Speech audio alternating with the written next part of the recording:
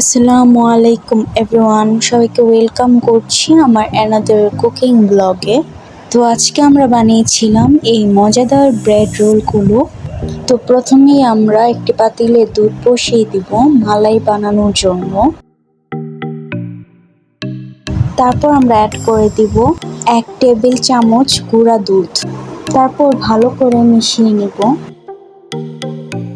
তারপর অ্যাড করে দিব কয়েকটি এলাচি।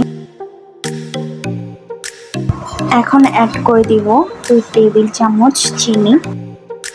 এখন ভালোভাবে মিক্স করে নিব। আমাদের মালাইটি কমপ্লিট হয়ে গিয়েছে। এখন আমরা অপর একটি পাতিলে অল্প পরিমাণ দুধ নিয়ে নিব।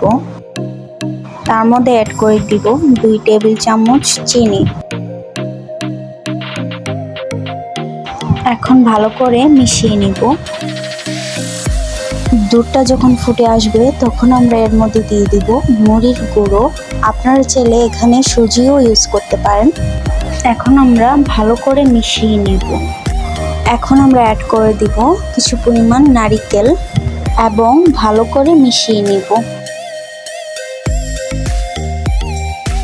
যখন দুধটা শুকিয়ে যাবে তখন আমরা ভেবে নিব যে আমাদের ক্ষীরটা রেডি হয়ে গিয়েছে।